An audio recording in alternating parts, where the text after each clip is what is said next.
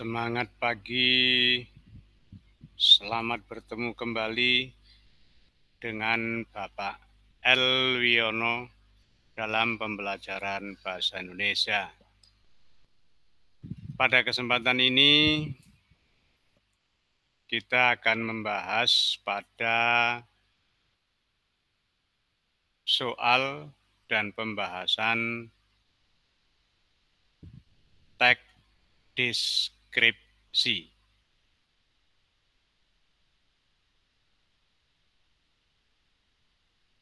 Sekali lagi, pada kesempatan ini kita akan membahas soal dan pembahasan teks deskripsi kelas 7. Sebelum memulai pembelajaran, mari bersama-sama kita berdoa dulu agar pembelajaran ini bisa berjalan dengan baik dan bermanfaat untuk kita semuanya. Berdoa mulai.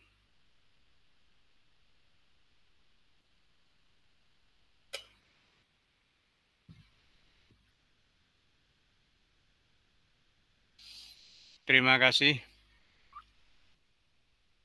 Kita lihat pada materi yang pertama yang berkenaan dengan struktur teks deskripsi. Sebelum berbicara pada masalah struktur, perlu saya mengertikan dulu kepada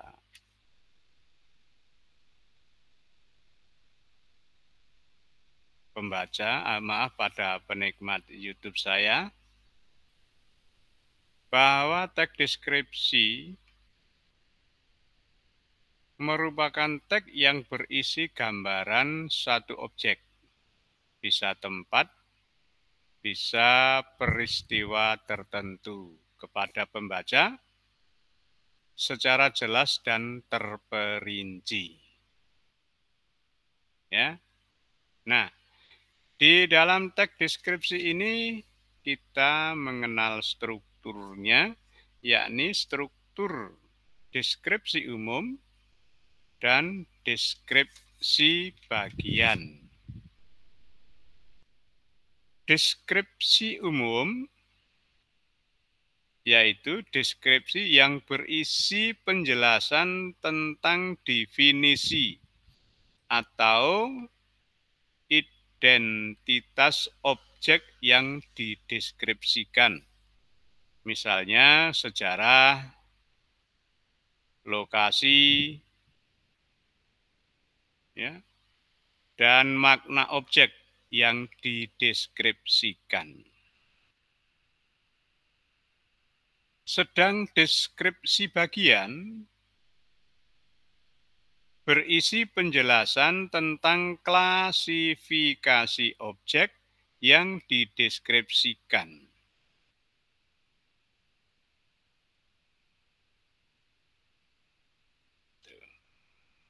Yuk, kita lihat pada permasalahan yang pertama.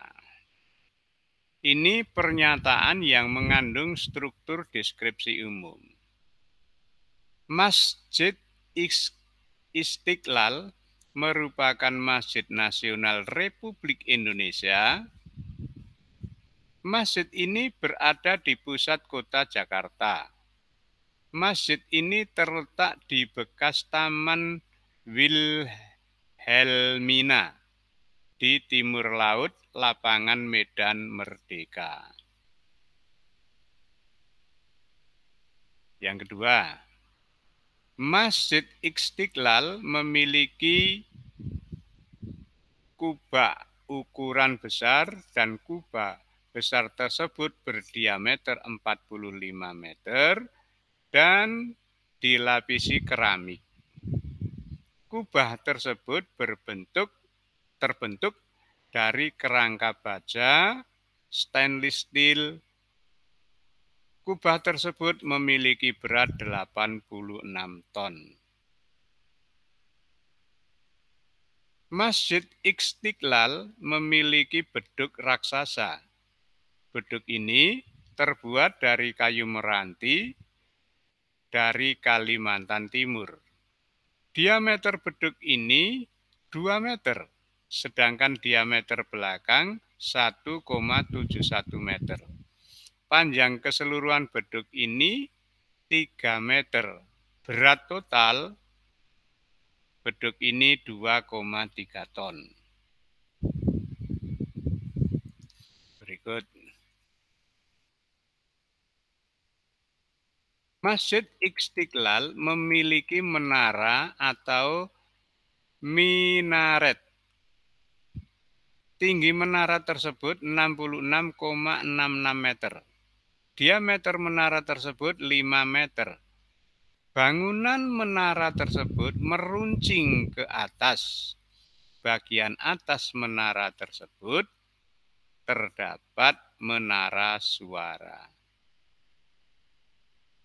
Berdasarkan 4 bacaan ini, kalian disuruh memilih mana yang mengandung struktur deskripsi umum. Lebih jelasnya deskripsi umum itu masih luas cakupannya ya. Ini.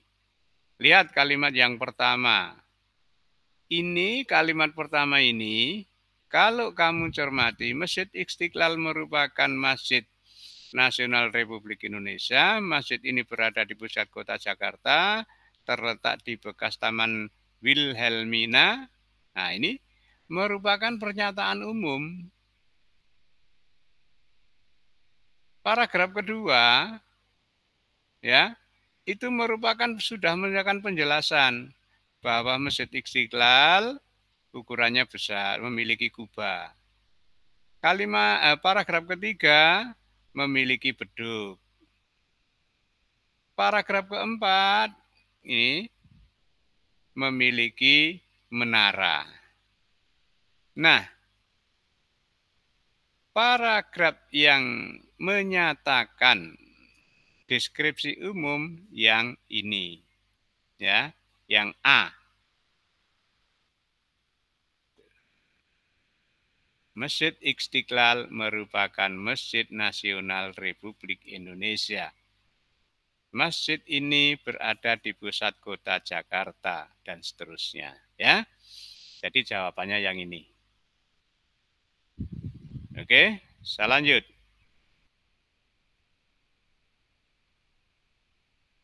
Ini ada 5 kalimat yang belum urut. Dari kelima kalimat ini, kalian disuruh menyusun agar menjadi paragraf yang runtut atau urut, yakni menjadi paragraf deskripsi.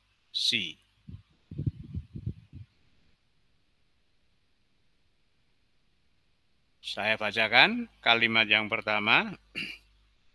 Danau ini dipenuhi oleh tumbuhan air seperti enceng gondok, bunga teratai.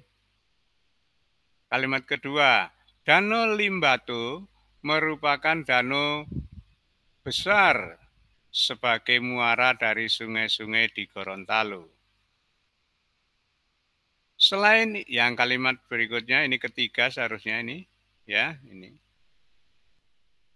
ketiga. Selain itu, danau ini memiliki spot yang bagus untuk menyaksikan sunset, matahari sunset. Ini keempat seharusnya. 4.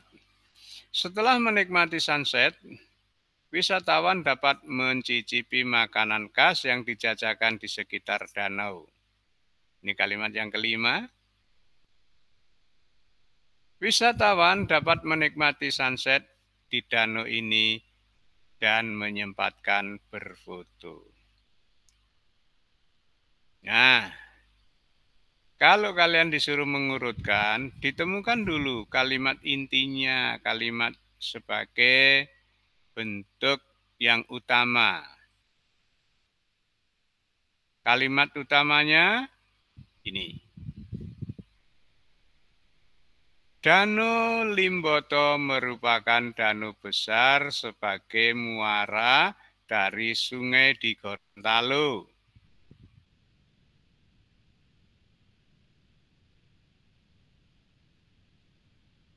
Ya.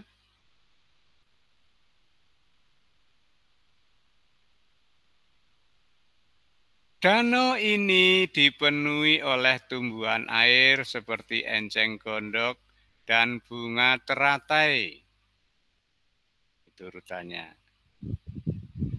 Selain itu, danau ini memiliki spot yang bagus untuk menyaksikan sunset.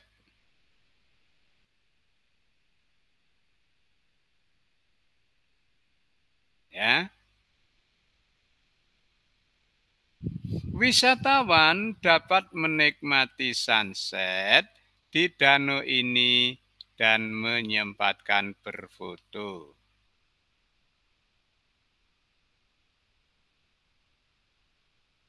Ya.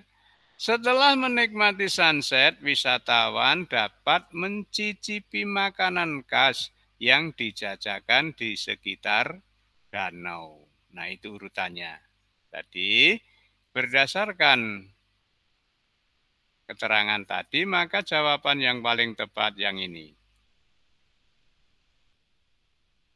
Itu ya, urutannya.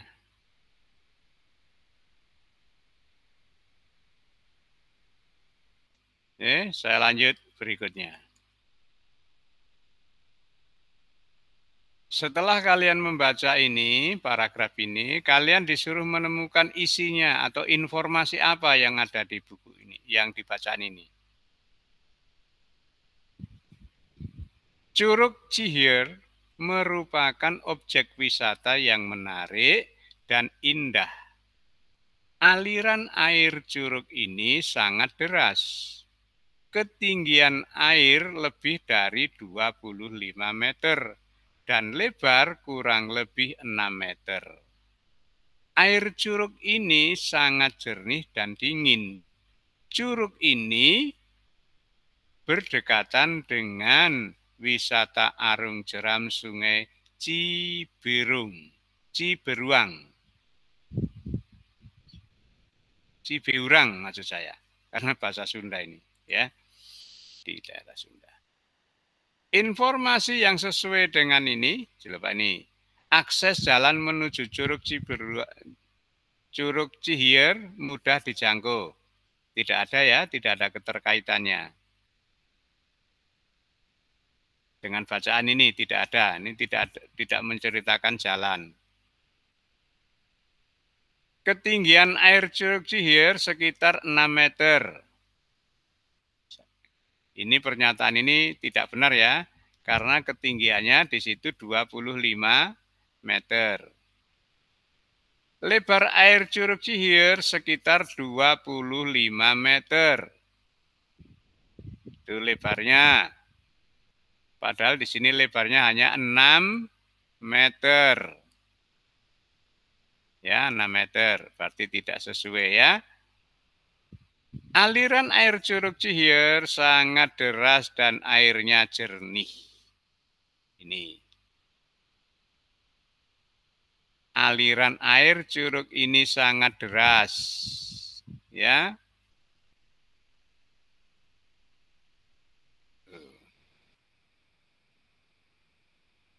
Sangat jernih.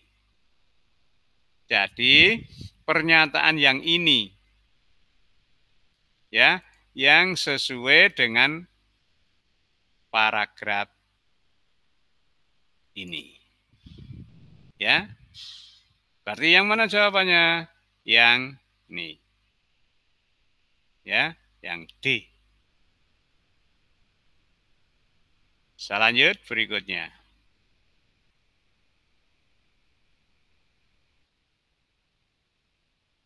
Masih dengan bacaan tadi.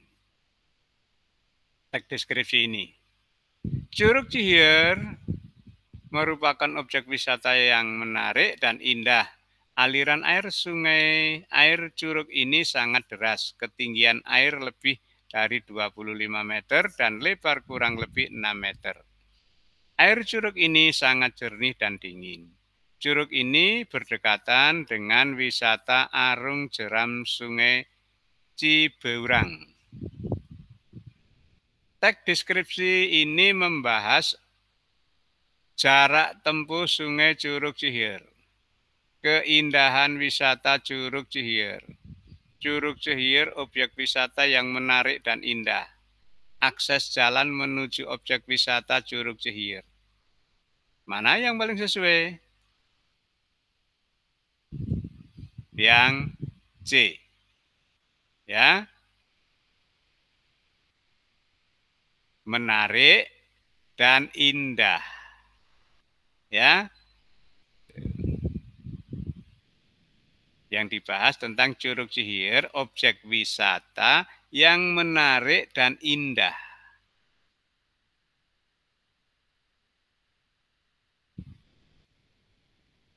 Saya lanjut.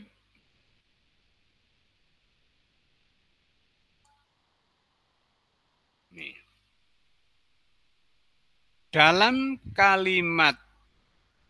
bacaan tadi, nih, ada kata jernih. Nih. Air curug ini sangat jernih dan dingin, ya. Kata jernih.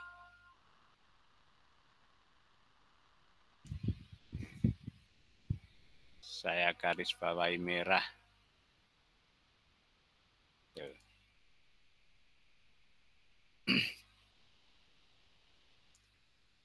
Kalian disuruh menemukan sinonimnya dari kata jernih. Bening, putih, suci, murni.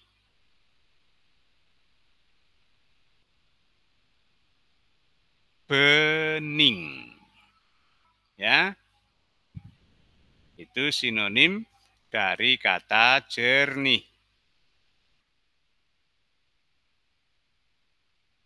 Nih.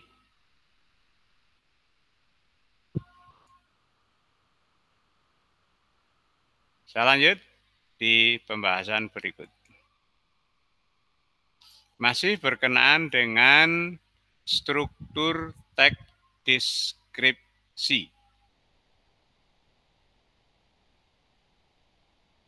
Nah, kalau tadi kita bicara struktur teks deskripsi bagian umum. Lah, sekarang ini kita berbicara struktur teks deskripsi bagian. Paragraf yang pertama saya baca ya. Provinsi Banten memiliki objek wisata pantai yang indah. Pantai tersebut adalah Pantai Carita atau Pantai Anyer. Pantai tersebut selalu ramai dikunjungi wisatawan saat akhir pekan. Ini masih umum, ya, umum ya. Karena bisa dirinci lagi. Pantai Sarwana dan Pantai Begedur terletak di bagian selatan Banten. Pantai ini letaknya terpencil. Pantai ini menawarkan sejuta keindahan yang mampu menarik wisatawan.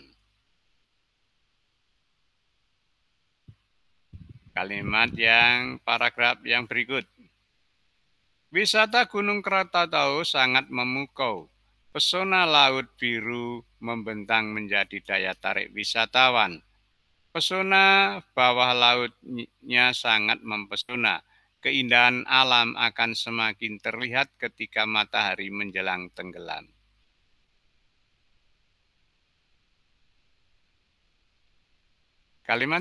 Paragraf yang berikutnya.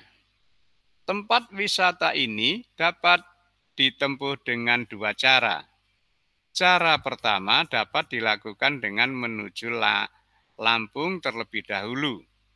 Cara lainnya dengan menempuh perjalanan melalui laut dari Pantai Carita atau Anyer. Mana yang merupakan deskripsi bagian? Yang D, yang ini. Yang ini ya. Ini adalah menjelaskan tempat wisata ini dapat ditempuh dengan cara yang ke satu dan cara yang lain. Tuh. Kalau ini bagian umum, yang ini masih umum. Ini umum, ini juga umum. Apalagi yang pertama, ya. Oke, saya lanjut.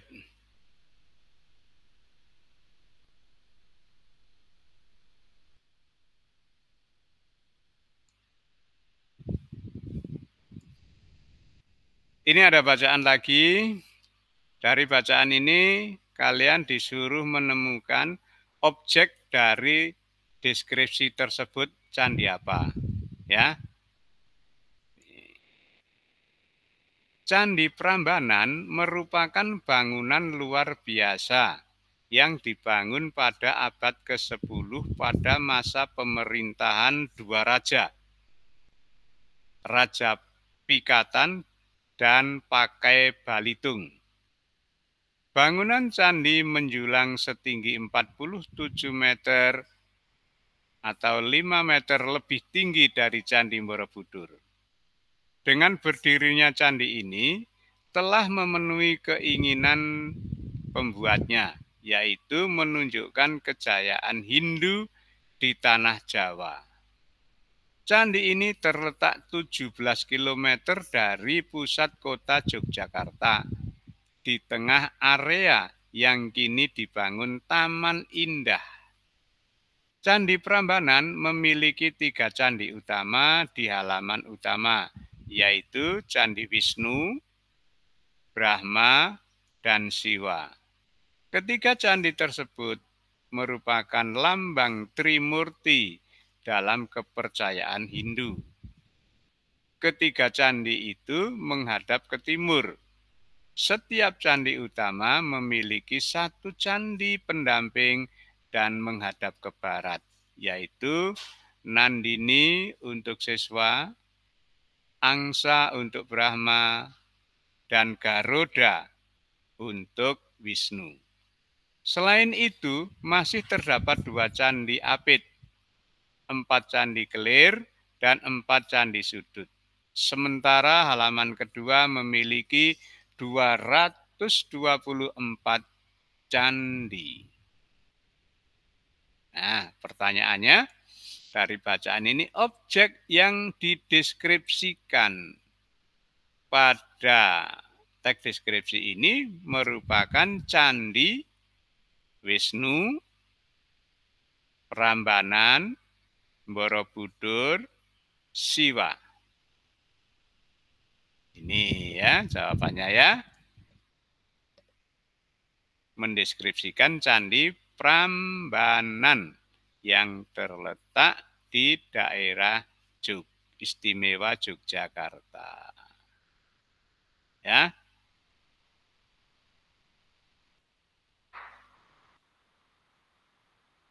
Oke. Saya lanjut lagi dengan permasalahan berikut. Tujuan teks deskripsi ini, 1. Menggambarkan kecantikan Candi Borobudur. Yang kedua, menggambarkan kemewahan Candi Borobudur. Yang ketiga, menggambarkan kemewahan Candi Prambanan. Yang ketiga, menggambarkan kecantikan Candi Prambanan. Yang keempat, menggambarkan keistimewaan Candi Prambanan. Coba dilihat bacaannya.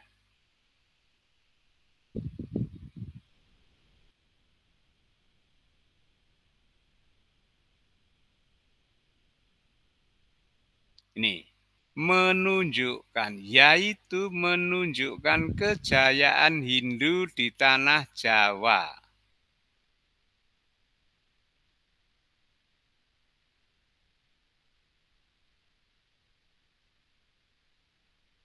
Ya.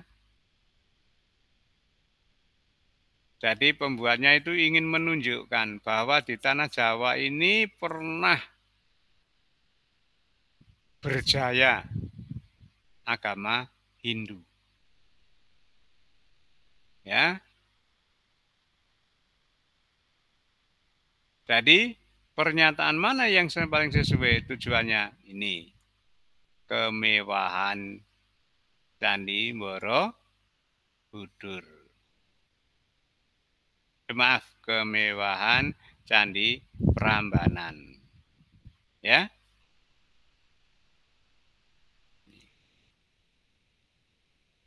Karena dia ingin menunjukkan bahwa ada satu hal yang mewah di kota di Jawa, khususnya di kota Yogyakarta.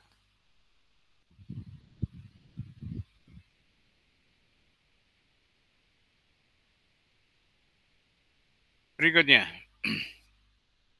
berkenaan dengan bacaan ini, nanti kalian disuruh menemukan sinonim kata indah. Ya, kata indah itu sinonimnya apa? Coba kita lihat di bacaannya. Teluk Lumba-Lumba adalah sebuah tempat wisata yang ada di Provinsi Lampung. Teluk ini terletak di daerah Pekon Segala Negeri, Kecamatan Kelumba, Kabupaten Tanggamus. Tempat wisata ini berjarak sekitar 7 km dari pusat kota Bandar Lampung dan memakan waktu selama 3 jam dengan mengendarai mobil. Teluk ini sangat ramai dikunjungi oleh wisatawan baik lokal maupun luar negeri. Mereka berlibur ke teluk ini ingin menyaksikan pemandangan laut yang lepas dan sangat indah.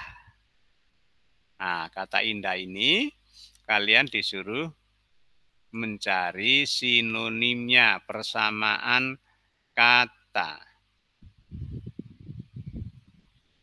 Elok, anggun, molek, artistik.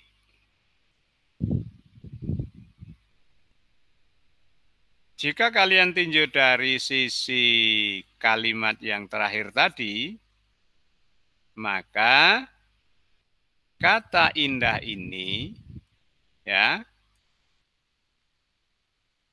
ini kata indah, itu bersinonim dengan kata ini. Ya, elok. Elok. Indah dengan elok. Kalau molek dengan masalah hal yang fisik, kecantikan. Anggun itu dengan kecantikan atau orang. Artistik dengan keindahan.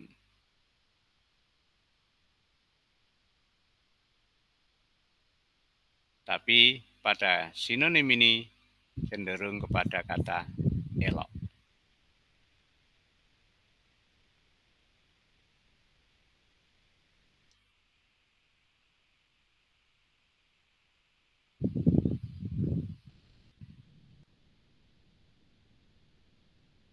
Kata dasar pada kata menyaksikan dalam kutipan teks deskripsi ini, kata dasarnya, ini lihat ini.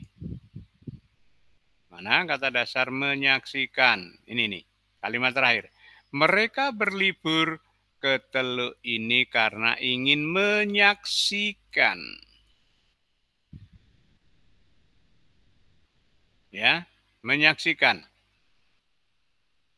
Pada kata jadian ini, kalian disuruh menemukan kata dasarnya.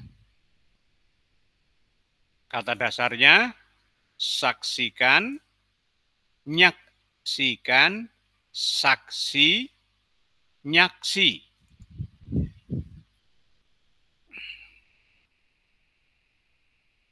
Ini saya huruf kecil semua ya, maaf. Ada kesalahan teknis, seharusnya huruf kecil semuanya.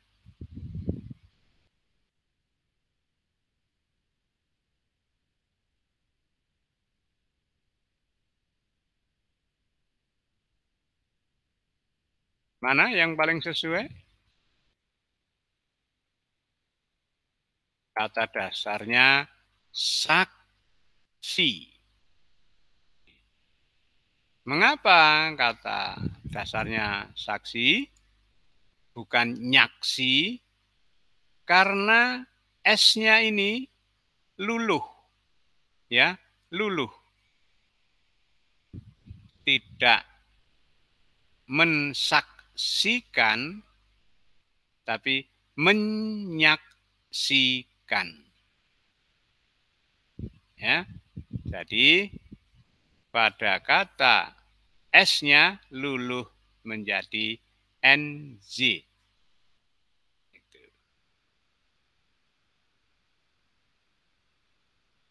Ya. Nah, anak-anak, demikian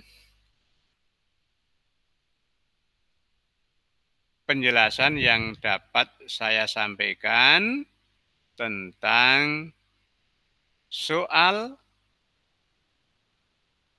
dan pembahasan teks deskripsi kelas 7.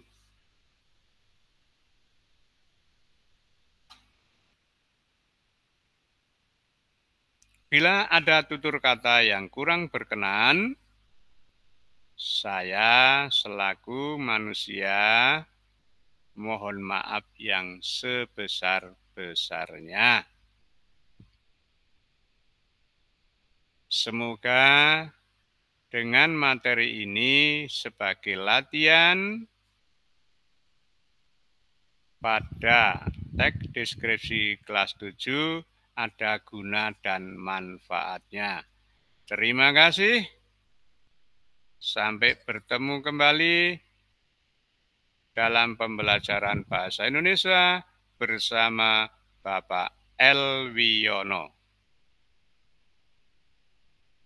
Terima kasih. Salam sehat, salam literasi.